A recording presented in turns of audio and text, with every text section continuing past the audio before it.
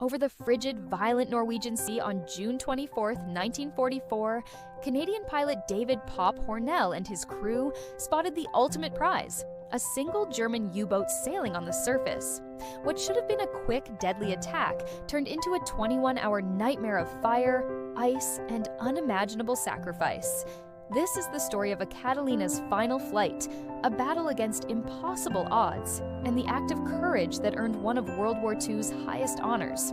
It was the summer of 1943 when the long-range patrol bomber known as the Catalina, or Kate, made its first devastating attack on a German submarine.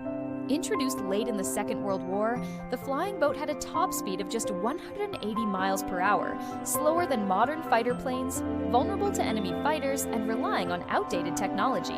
When the Germans initiated unrestricted submarine warfare, attacking merchant shipping and endangering transatlantic convoys, Britain and her allies responded by dispatching specialized anti-submarine forces to hunt down the elusive prey. These forces would include some 600 Catalinas operated by the British, Canadians, Americans, Australians, and South Africans.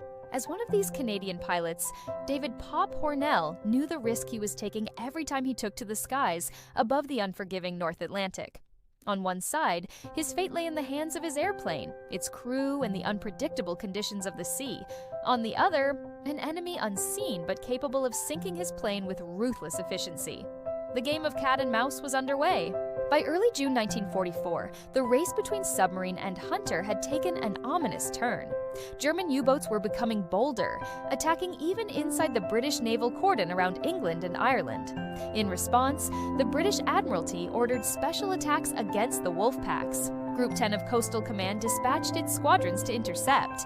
Among them was No. 10 Squadron based in Hornell's airfield at Sumburgh, Scotland. On June 24, 1944, Hornell led one of these squadrons on an attack run. Just after noon, as their flight crossed the frigid but calm waters of the Norwegian Sea, the crew began to notice something unusual. There on the calm waters below was a surfaced German submarine. It was exactly what they had been sent to find. But before they could react, an order crackled over the radio. "Dive bombers coming in low," said the voice. Another voice added, "We can see your aircraft. You must go around and get ready to fire torpedoes."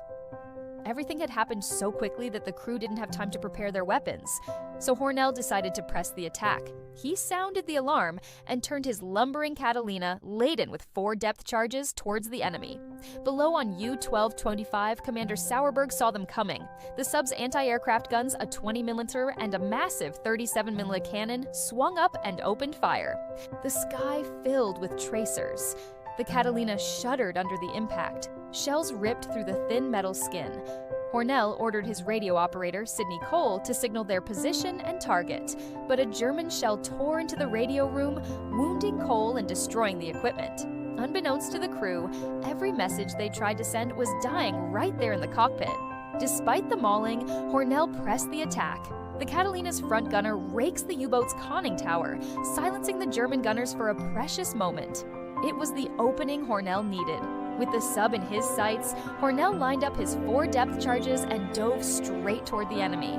Now only 100 feet above the water, he released the explosive payload.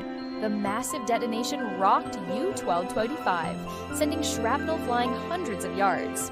Hornell knew the submarine wouldn't survive the impact, but before he could celebrate, the crew noticed something odd. U-1225 was still afloat.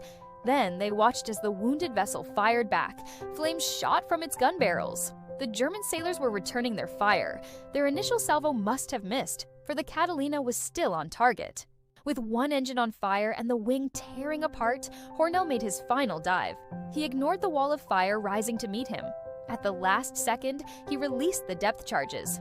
They entered the water and exploded. The wounded submarine rose out of the water, turning turtle and disappearing back into the waves. The crew cheered, but their victory was short-lived. The damaged Catalina was now a flying inferno. Hornell knew they weren't making it home. With incredible skill, he wrestled the burning wreck for a controlled crash landing into the monstrous waves below. His men escaped into the freezing water with 2 small dinghies. Almost immediately, tragedy struck. One dinghy exploded, forcing 8 freezing men to cram into a single raft designed for 6. To prevent everyone from dying of hypothermia, Hornell organized a rotation, volunteering to stay in the paralyzing water the longest. But all too soon, the next blow struck. As the men huddled together for warmth, the waves constantly swamped the raft, throwing men overboard. They lost one of their own, engineer Fernand Laurent, to exposure and despair. The cold wind and rain beat upon them. Just as hope seemed lost, a flare gun cut through the darkness. Spotting a rescue plane, they fired 3 flares. Miraculously, they were seen. A message was Morse-coded from the sky. "High-speed launch on the way. Help coming." Relief flooded the men as they watched a searchlight cutting through the darkness. After what felt like an eternity, they heard the welcome sound of an approaching boat. But then, everything went silent. All they could hear was the relentless pounding of the waves. Once again, hope turned to despair. Had the rescue plane gotten lost? Were they to die on this desolate stretch of sea? As the minutes ticked by, they began to lose hope. Just when their strength was about to fail them, the sea suddenly offered them a reprieve. The waves suddenly grew calmer and the wind shifted, creating a patch of flat water around the raft. It was a blessing from the sea itself. With renewed determination, the men held on. Then, after 21 agonizing hours, a spotlight cut through the darkness. Rescue had finally arrived. As his men were pulled to safety, David Hornell, blind from salt water and exhausted beyond human limits, allowed himself a final, small smile. His mission was a success. His men were saved.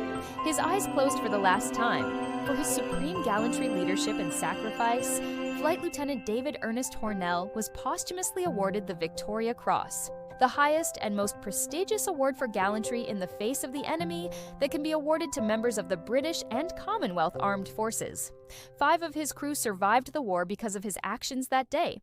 He was a man who flew a dying plane into hell, fought the sea itself for his men, and never gave up.